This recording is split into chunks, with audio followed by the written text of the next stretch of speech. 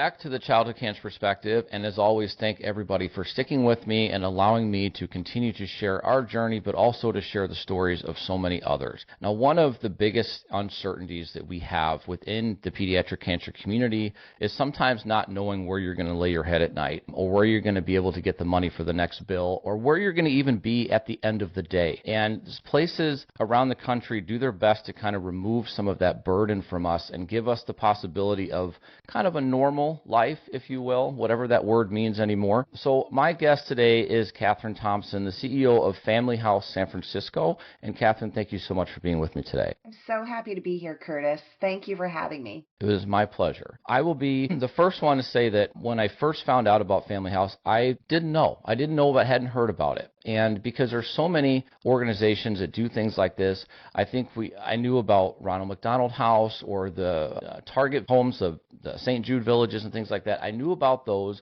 through our organization sending care packages, but I hadn't heard of Family House.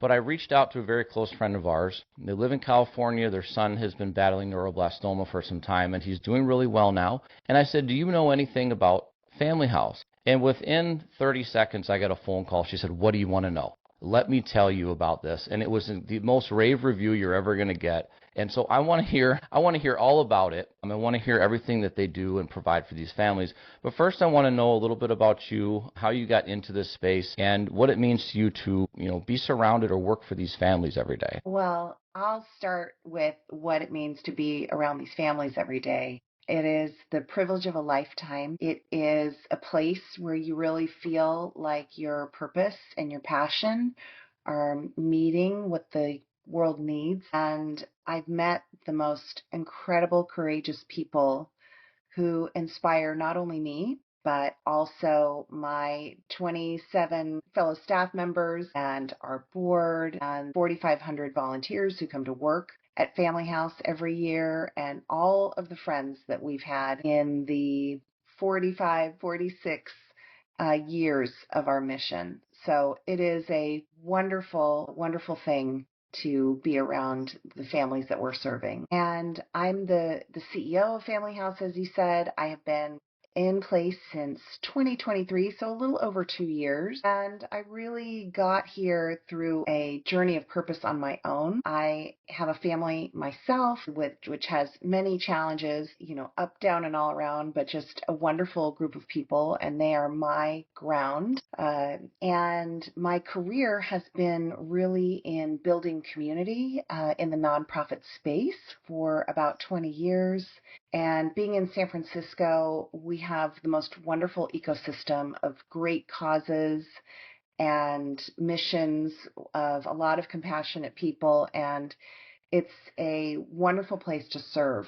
And I found Family House through the last CEO who I knew through my last job, which was at Grace Cathedral. We're an Episcopal cathedral in San Francisco, and we're not only a place of religious community or Episcopal community, but also arts and culture for really San Francisco and the world. And those connections all brought me to this wonderful mission, and it really connected to my sense of not only being in a community and leading a community where you are truly being a helper and, raising the resources that these community needs, but also progressing people on their very real and human journeys, and with a sense of hospitality that has to be so kind, sensitive, and generous.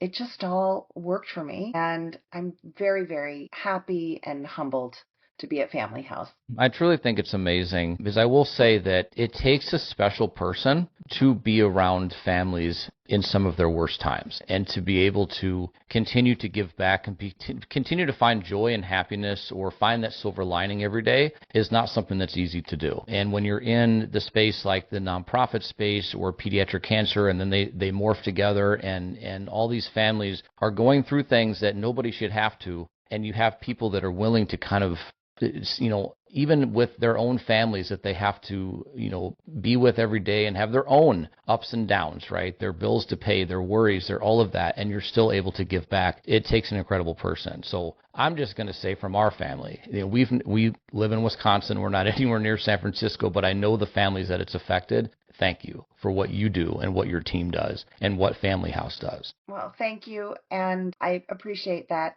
so much. And I also just want to share that it's really the families at Family House who inspire our work, and they bring out the best in all of us. It's amazing that in the most difficult time of their lives, the way they come into the community can be the most gentle, generous, open, and loving. And it's a wonderful place. So the families are really what's bringing that out. But I appreciate the kind words. And also, Curtis, I want to share with you that I was actually born in Wisconsin, and I love your home state, and I hope everything's good there this morning. It's not too bad. It decided to have summer a couple days ago, and then now we're back down in the 50s. So I don't know what's happening out there, but one of these days, we finally got to mow the grass. So that's fantastic. That's a positive. So, we've heard a little bit about it, but why? In the beginning, why was Family House created? I think we can kind of, look into all of these different situations. I know with our hospital stays, a lot of times we're in hotels. And because for us, Ronald McDonald House was the closest thing to us,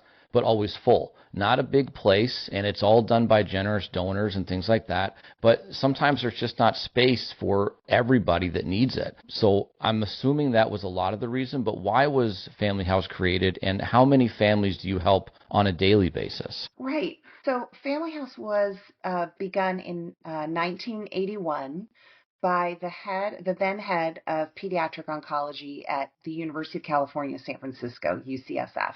And his name was Dr. Art Ablin. And he really just had no more patience for his families being in the situation that you described, Curtis, where they didn't have a place to stay. He would find his families, bedside for too long and sleeping in their cars and sleeping in the conference rooms. And he just knew that when the families had a comfortable place to stay, that their children would do better and be better supported. So it was his, a combination of just not wanting that current situation to stand anymore and his inspiration that started things. So he and a small community of his friends bought an apartment building from the Mormon church close to the hospital, and they turned that small apartment building run by volunteers into a place where families could stay. And fast forward to today, we are celebrating 10 years in a new state-of-the-art building. It's modern, it's LEED certified, it's purpose-built, and just a couple of blocks from a new UCSF Children's Hospital in a new area of redevelopment in San Francisco called Mission Bay. And Family House houses 80 families a night, and the purpose-built building is really built for community. So there is private space, but they're not private apartments, Curtis. All of the kitchens are communal, and there are 10 of them for 80, there are 8 of them for 8 of them for 80 families. So one for every 10 families, and also other wonderful community space like a meditation room and a toy room, lobby spaces, lounges, laundry rooms, a gym, a music room, an outdoor courtyard. So it's a really comfortable, intentionally built place for families. And sometimes 80 rooms a night is enough. And also, as you said, we wish we could serve absolutely every family who needed the space. Right now, we serve families who are 50 miles and further from Family House, so people who really need an overnight stay in order for their children to be close to them. And it would be very hard to drive 50 miles in the Bay Area overnight. Some people would say it actually is hard to drive 25 miles sometimes. So we wish we could do even more. But it's really for families whose children are being treated for cancer and other life-threatening illnesses, 50 miles and more from Mission Bay. And if you are being treated actively at UCSF. Right. Well, it honestly is an incredible thing to be able to offer that. I know that, like I said before, being in this 100% and living it every single day when we're doing this with our daughter, you're always searching for what the best way is. And honestly, the best way that you're not going to break the banks trying to, get everything done. Because, for us and I think, well, for everybody, but we personally, it was cancer is not cheap to deal with. And not even if all the medical bills are paid, you still have travel and you still have, jobs that you're losing money on and all of this stuff. And again, that offering to remove that burden and give people a sense of almost security and just relief a little bit, I don't know that you can put a price on it ever. And so that is truly incredible. And, I haven't driven in California. I know how long it takes to go 2 miles in DC or Chicago, and I can get it. If you're trying to put in the time to get somewhere and it's important, I'm glad that they have a place to go. Well, I think, Curtis, when you're really devoted to the families in this space of childhood cancer and childhood illnesses that really limit the lives of children, I think it makes you very creative and generous.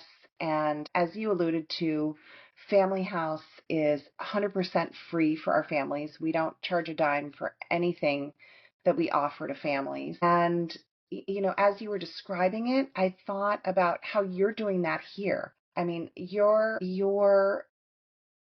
offering and the rigor that you do these podcasts so families can have the information that they need to get through this, and the connection to resources and emotional support. In a way, we're doing the same thing. You are creating a home for these families all over the world to learn more about how to get through something so difficult based on what you know. And Family House is in the same space, providing housing and community while treatments are underway at UCSF. It's a community that's really bonded by so many of not only the same values, but the same actions. I agree with you. And doing this podcast was a way for, it started with me just telling my story as a dad, which you don't hear a lot of dads on the front lines of this really coming out there. And that's how it started. And it turned into being able to just share the community, but also give people a place to look and say, I don't feel alone anymore. I feel like there's other people that understand me. And I feel like it's made connections, which I think is huge, to be able to be a resource for people. When I don't know the answer, most of the time I know who does know that answer, and I can get you to that spot,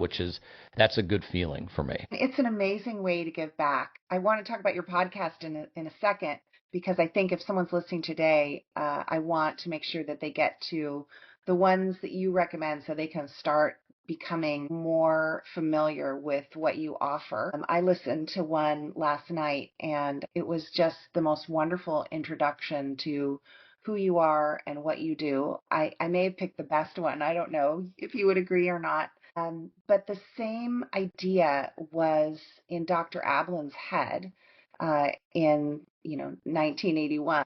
He really wanted the families in the situation they were going through to not only have the staff and the volunteers as caregivers, but to be able to connect with other families.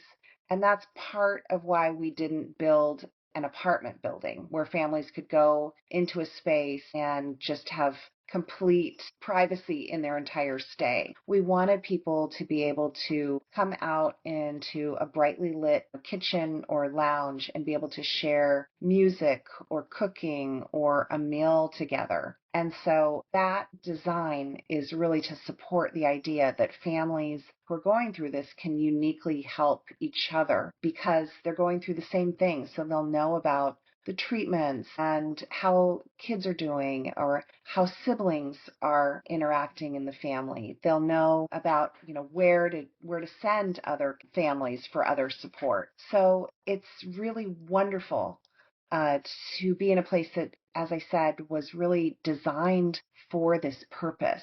The families help each other, and they meet other families on the journey that can help them like no one else can in the journey that they're on.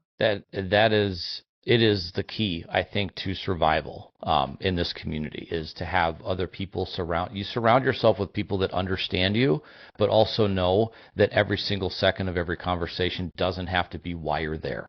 It can be everything else. And I think that's incredible, because when you think about it, yes, you could break it down and say, well, why not build just a bunch of private homes, a bunch of, a 80-story building where everybody has their own space.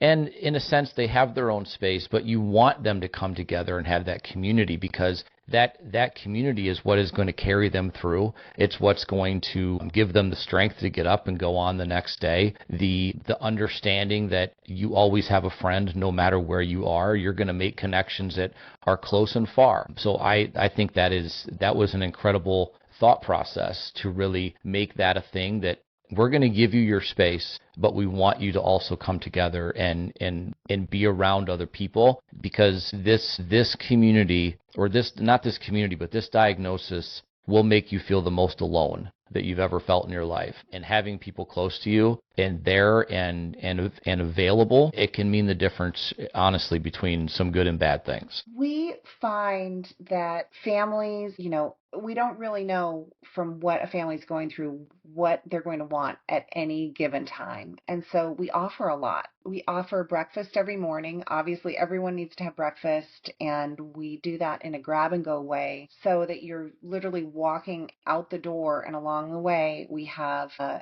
continental breakfast, and you can get what you need and then you can sit and eat, or you can go right to the hospital. But that's one of the first points of community every day.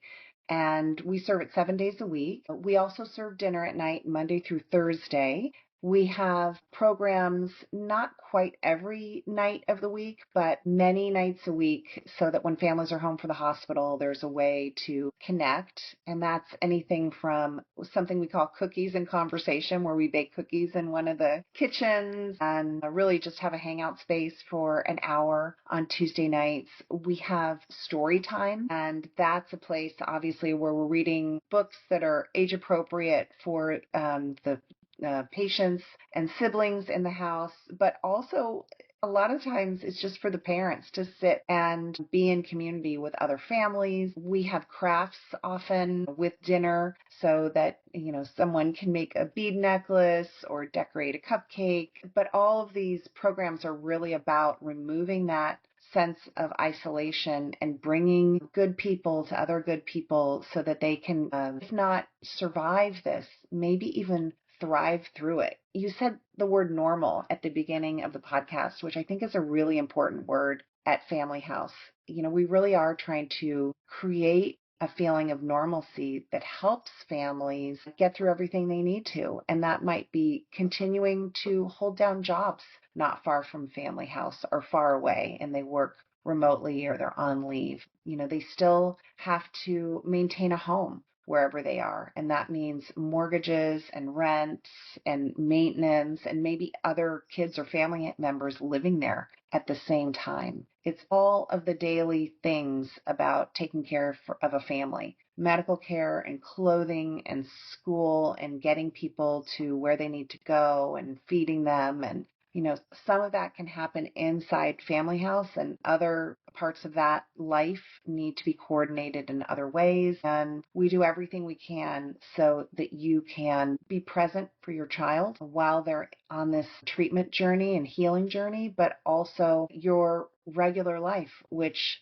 somehow still moves on. And as you said, you have to often be creative, because these places of support aren't at every hospital, and there's a lot of figuring it out. Yeah, there's normal. Normal is kind of a very vague term, and we don't always know what it means. And trying to find a sense of normalcy, whether you're going through this life, whether you're just diagnosed, whether you're in the unfortunate position like us where we've lost our child, finding that normalcy after the fact is something that you're striving to find. And when you have, again, a group of people or the home that is trying to make it as normal as possible. And as I mentioned earlier, my friends that are in the audience right now, Shelby, her son Strider, they stayed at the home. Joyce, her mother, is also here. They are here and they're typing. They said the reading nights down in the lobby. They mentioned that was something incredible for them, but also not to mention the outside activities. So they're loving the fact that everything was meant to keep them happy, keep them kind of, forget about all the bad stuff for a minute and just be in the moment and not worry so much, and to provide that kind of activity, support, and just general good humanity to people when they're going through this. It's like I said before, you cannot put a price on it, and it's an incredible thing. So I have I've gotten to know their family really well, and it's to watch them grow, to watch them go through the good times and the bad times, but know that there was a place that could provide so many good memories and actually be a happy place for them is unbelievable. So glad to hear that. And our staff and volunteers do so much to not only make life work at Family House for our families, but to help them celebrate the things that are going to happen while they're there. And that might be a birthday. It might be Mother's Day, which is coming right up. It might be the holidays. And there are so many ways that we try to bring families joy and celebration and connection during their experience. Maybe Strider will talk about the toy room. We have a wonderful toy room that every child gets to visit when they check into Family House. And it was named in honor of our first therapy dog, whose name was Fozzie. So Fozzie's Toy Room is a place you get to visit when you check into Family House, whether you're a patient or a sibling, and you can pick out any toy you want. You get to come back for every month you stay. You get to come back at your birthday. And toys, of course, are not just about saying welcome, but they're also about saying this is a safe place. This is a place where we don't want you to feel stress. We want you to feel a sense of belonging. We want you to experience joy and delight during this hard thing that you're going through. And it's really one of the most fun places in Family House. We also have a music room where it was actually sponsored by friends of a band called Train. They're touring every summer. They have this amazing fan base that makes sure that we can do everything we can for our families. And we have this wonderful music and game room for older kids or younger kids accompanied by parents. It's got a lot of special stuff in it, and we're actually making some improvements to it this year. But that's another place. And then we also do a summer carnival and a Halloween parade. We have visits from sports teams. We have an annual baseball game played with a very small diamond and a wiffle ball and a plastic bat every summer. It is just the most wonderful chaos to have the San Francisco Giants come and play baseball with our kids once a year.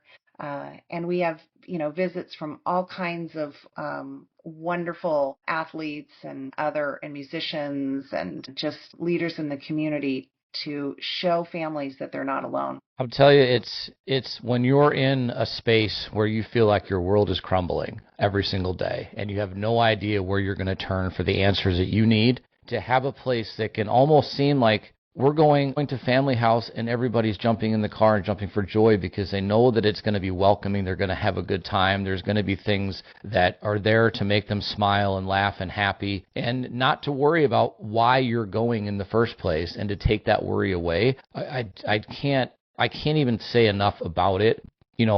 I guess in a way, I would say as a family, I wish we would have had a resource like that when we were going through this. And we really didn't, based on, where we're located in. And, our daughter was treated in Milwaukee and in Green Bay. And yes, there are organizations there, but it's nowhere near the kind of level of this. And we stayed a lot in hotels. I slept on the hospital floors. I slept on those horrible chairs that nobody loves that recline almost not at all. The pull-out couches, we've done all of those hospital stays. We've done all of that and never had a resource, I think, like this. I'm glad that it exists. I hate that it has to exist. I hate that there has to be so much effort and so many amazing people that put their time into making it so incredible, but I'm glad that it does, and I'm glad that everybody gets up every day and decides, how am I going to make somebody else's day brighter? And I think that's key to this. And it's when our chips are down and where our mental battery is so low, it's great to have somebody else there to help hold you up. Well, it sounds like you've actually been to Family House, Curtis.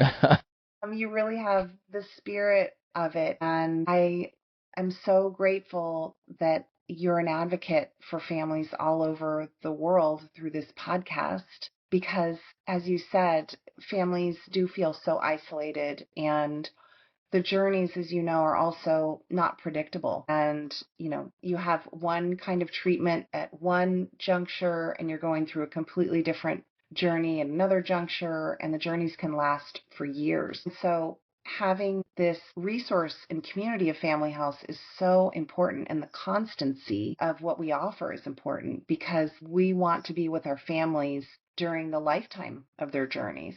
So we have a family. They tell their story a lot, but I'm not going to use their names. And they've been with Family House since our inception. So their daughter continues to be treated at the pediatric hospital for cancer and other conditions related to her journey. And they've been with us for about 40. The patient daughter was one of Dr. Ablin's original patients.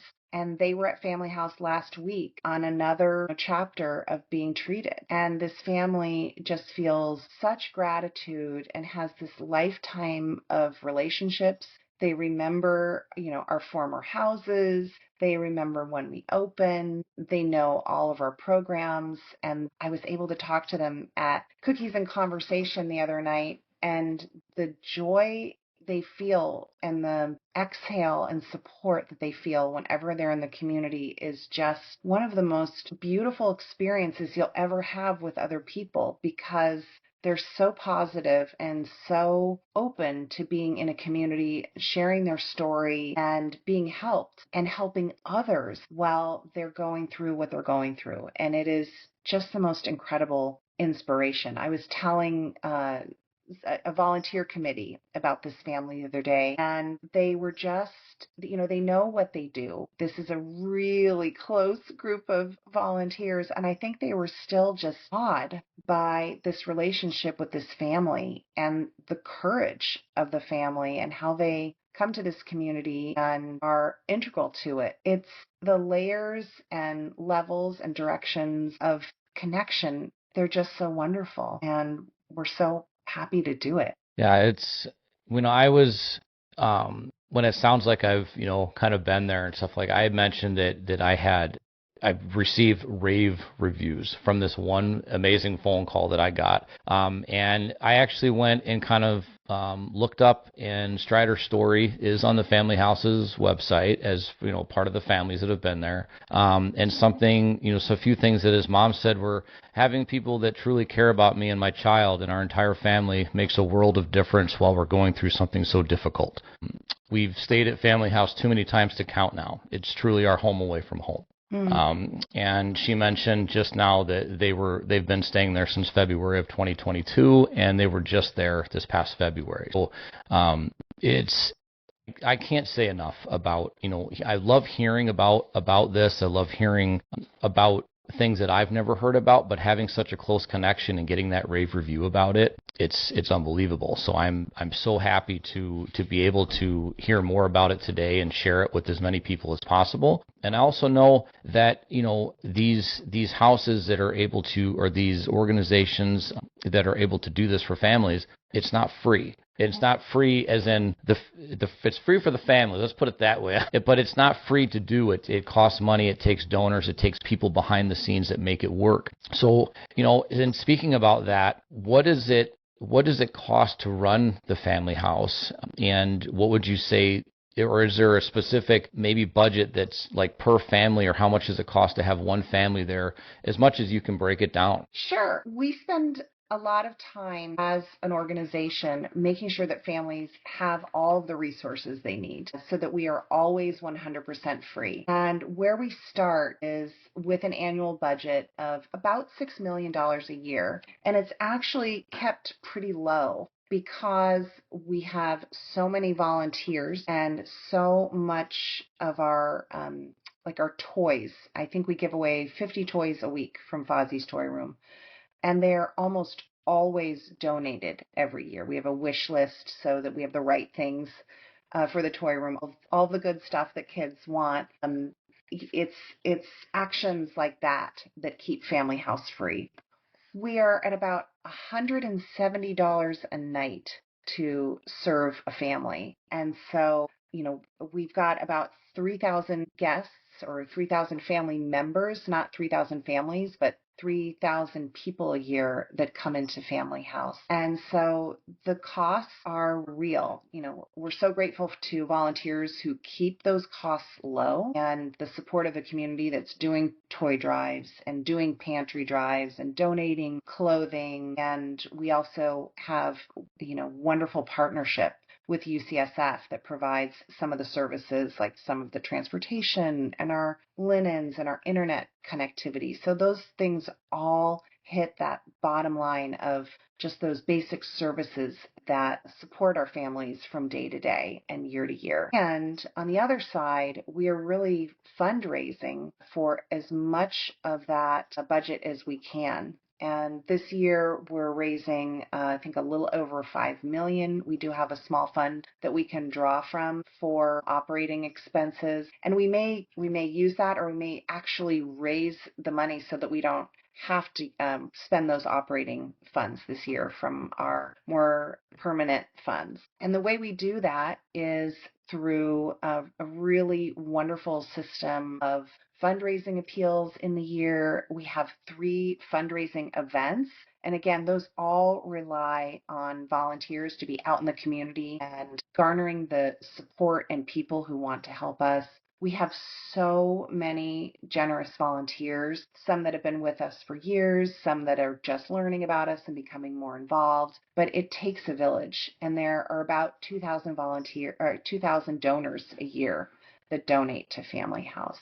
We have an amazing staff, and every member of our staff knows that they are helping us support the families not only with their physical and emotional needs while they're at Family House, but also in fundraising. And so they help our small but very incredible and very professional development department, reach donors by making sure that Family House is a place where we can always host a tour for people who want to get involved, or we have a well-functioning volunteer organization so people can get involved that way. Our staff shares the stories of the families and their own why of why they're at families. And these are all, creating stories and inspiration for people who, want to be or are a part of Family House. And my development department and our events department, they are both just so professional, and these are people that could be working in any organization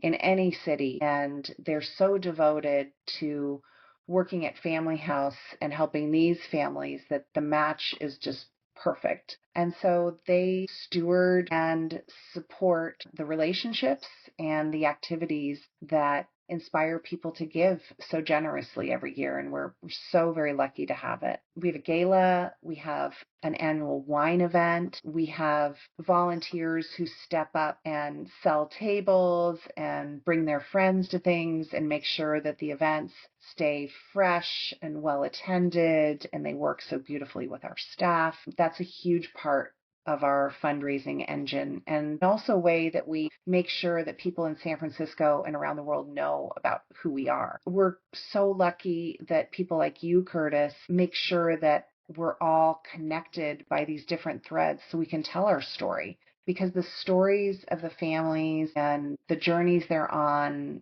and how we support them, that is the foundation of how we connect. And to be able to tell our stories in forums like this has a real impact to our bottom line. And this again, the podcast was started as a way for me to tell my story, but it was a way for me to tell my story in an uncensored, unfiltered way, because, social media is where we kind of share a lot of what we've got going on, but they also don't like stories that get raw and real. And this is a way that nobody can tell me what to do or what to say.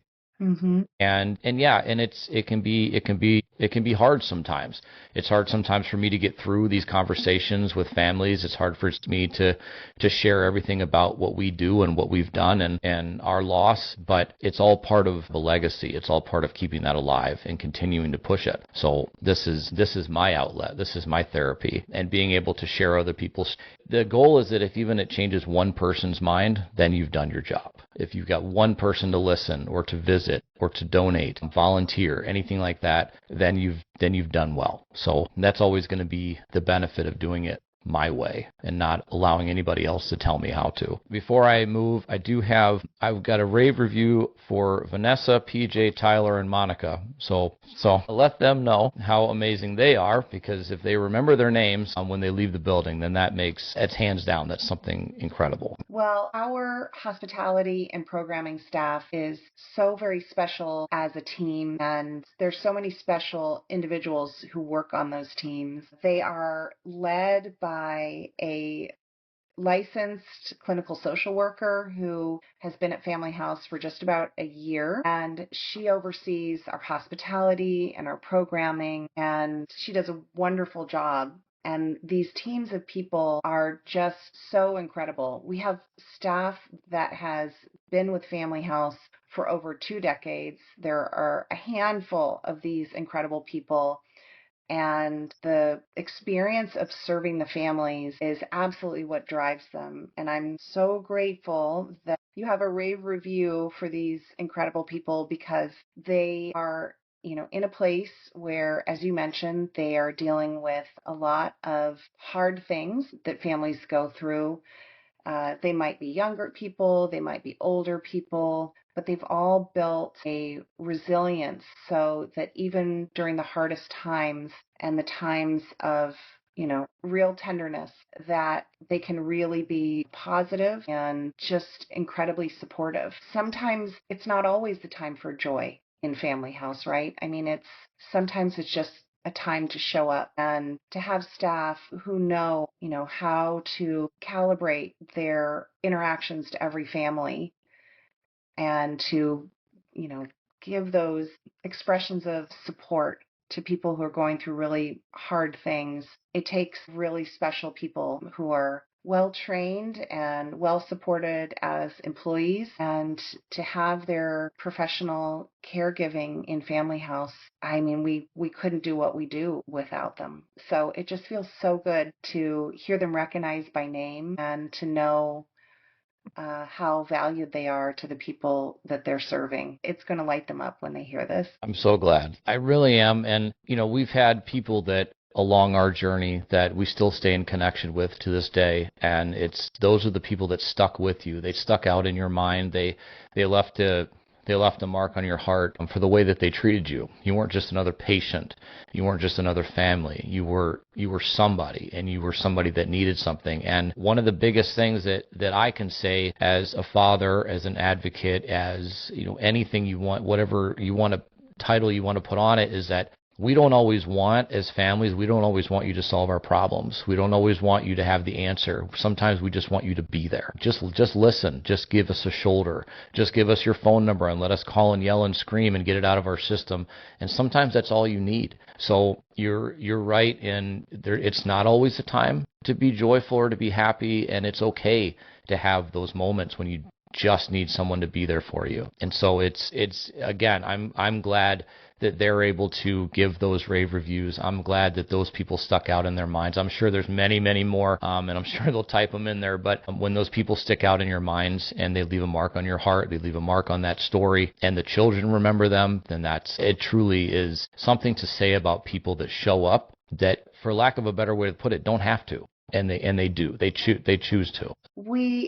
We've had so many examples of families supporting our families once they've left Family House, doing toy drives, sharing their stories, coming to our events, becoming annual donors. I mean, it's unbelievable to have people who are, there for Family House's services, and then come back and help other families go through these journeys with these beautiful ways of giving back. And honestly, I've been writing notes down here, and I was going to ask that if any families ever come back as volunteers, or if they ever come back in a way to kind of to give back to the community that gave so much to them. And I'm glad that you answered it, because that it's just full circle, and it proves how incredible the mission is and how incredible what you provide is through the families, through the workers, the volunteers, through everybody, because that it shows that mission is going to keep going, because you're never going to run out of people that are passionate about what they can do to give back. And so for people that are coming in that want to volunteer, be a part of it, or people that are not connected in any way, what is the biggest reason that a volunteer says, I want to be a part of this? I think, honestly, volunteers come to any organization, Curtis, with their own set of passions and interests. So it's really unique, across volunteering. I'm sure you volunteer some places, you have a different motivation than others, but at Family House, I think that the first thing is people are really just kind of a light when they hear about the mission. Like it touches everyone. Cancer and childhood illnesses has touched everyone we know in some way. And so people do want to help. And I think in this world where it's become so easy to self-isolate, by being online, just having your entertainment all be, in your own family room, by all of the things that happen in our digital lives.